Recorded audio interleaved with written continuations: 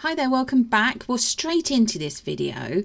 We had some leftover resin from a previous project and it was already this colour blue. So what we've decided to do is add a bit more ink into it. Everything that we use in this video will be listed in the description box just underneath.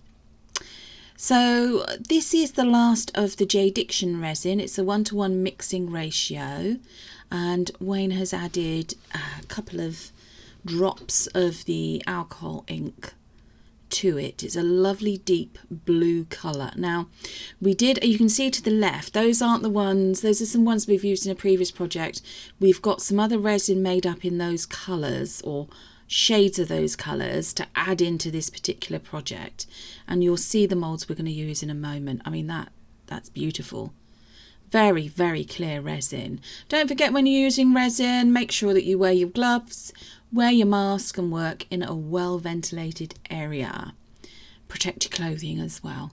There we go.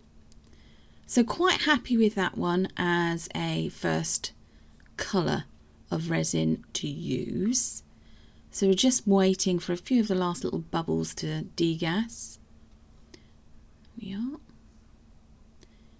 And Wayne is actually going to add in a couple of drops of white just to see if it does anything. I don't think it's going to, but we're just going to see if it actually does, because this is alcohol inks.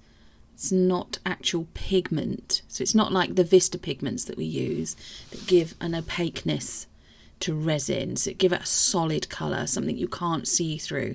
These are alcohol inks. So they just add a tint. It's like adding a tint of colour. There we go. So that's more. So here we go. These are some bookmarks. Now, excuse the moulds to the left. Oh, there's my hand. Excuse the moulds to the left. Those are from a previous project, and you'll see the video for that one on Friday.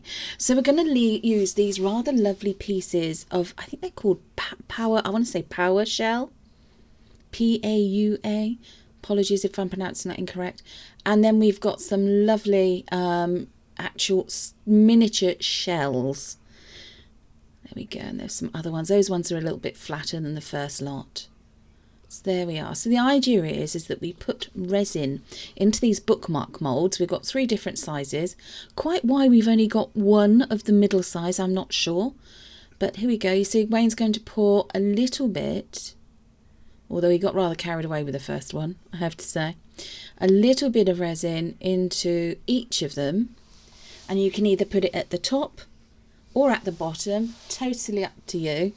This is at the point where I was saying to him, you sure you wanted to pour that much into that particular one? And there we go, no he didn't. So he's actually taken some of it out and put it into the other 2 small ones. So he's just going into pouring into the medium size bookmark mould now. You see, that's all. It's literally like glass. It's as clear as that. And then into the first of the largest bookmark moulds, and then the second one. So just making sure that it spreads out. Now what he's done is he's then added more alcohol ink to the resin to make it darker. So we're trying to go for a bit of an ombre look, but you know what resin's like. It will do what it wants. So we'll either end up with some lovely ombre style shades of blue, glass blue, sea blue resin, or we won't. It might just all go into one and we just have some lovely blue, like almost like glass-like bookmarks at the end. So here we are. I'm going to have to tell him off, I think, for he keeps doing that with his finger with the resin, but you know, habits. At least he's wearing gloves.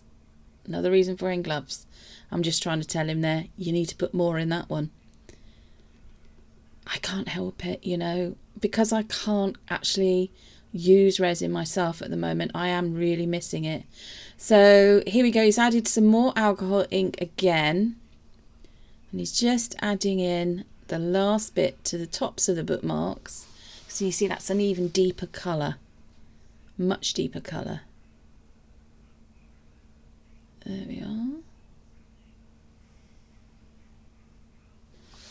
So just filling up the moulds now.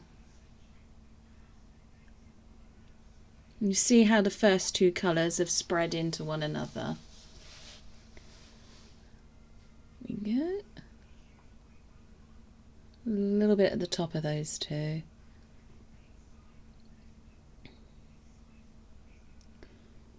There we are. So what we've always found is when we've made bookmarks is that even 24 to 48 hours later, they still haven't fully cured. So they're still a little bit bendy. They do tend to take quite a while to cure completely so that they're rock hard. But that's okay. I mean, we did demold them before that length of time. We actually left them 2 days. It's still a tiny bit bendy, so just remembering to leave them to cure fully so they're flat. So here we are. Wayne's just adding in the shells. Now he is not touching the resin. He did try and do this with gloves on, but it was so fiddly that he said, no, I'm just going to be extra especially careful and go careful with the resin not touching my hands. So that's me just helping him sort out the different types of shell and shell pieces. It's really difficult to put these in randomly as well. Well, that's what we found, because your brain's telling you to put them in a line, put them in order, whereas, you know, we trying to go against what your brain is telling you to do can sometimes be quite difficult. Anyway, there we go. Some of them he's just pressing down a little bit. Some of the bigger shells do stand out slightly proud of the surface of the bookmark. Now, we actually quite like that effect, but if you're not completely happy with that and you've put them down as far as you can into the mould and they're still standing slightly proud, you can top coat these with regular resin or with some UV resin. That's if you want to do that. There we go. So he's just finishing putting the shells in.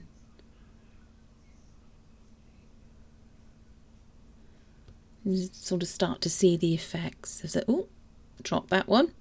So you're just using a micro brush there without the little foam brush bit on the end of it to help push these around in there. And he did have some resin left over, so he's made some little, like, can you see that on the top left? He's made a teddy bear and some donut shaped molds.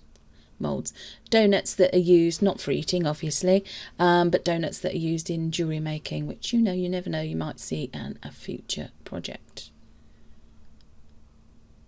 There we are, just positioning the shells, the whole shells and the paua shell pieces where he wants them to be in the resin there. And then it's just basically a case of when you're happy with the amount that you've got in there, that you then stop, which again is it's another difficult thing to do, is just to keep going. But yeah, and they're looking quite lovely right at the moment.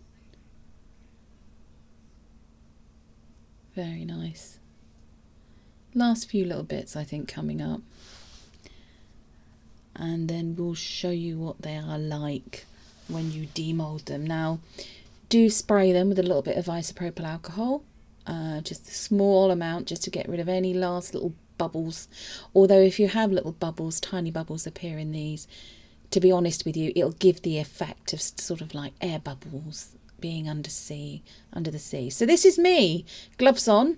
I had to demold the 3 small ones, I'm afraid, off camera, because we needed the molds to use with some leftover resin. I'm just showing you there. We made some more in some sand, with some sand effect resin with shells.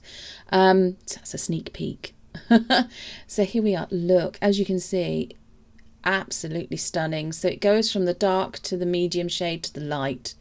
That's the underside. As you can see, they're completely smooth, and this is the top surface, so this is the right way up. And as you can see, some of the shells do stand proud, so totally up to you if you decide to leave it like that or if you want to top coat it with some resin. So there's the other one coming up. A little bit to tidy up there on the edge, but apart from that, they're looking absolutely beautiful. And you don't have to use these for bookmarks. You can use them to hang in windows as window decoration. You could use them as part of a mobile for a child's bedroom, or to hang up in a bathroom.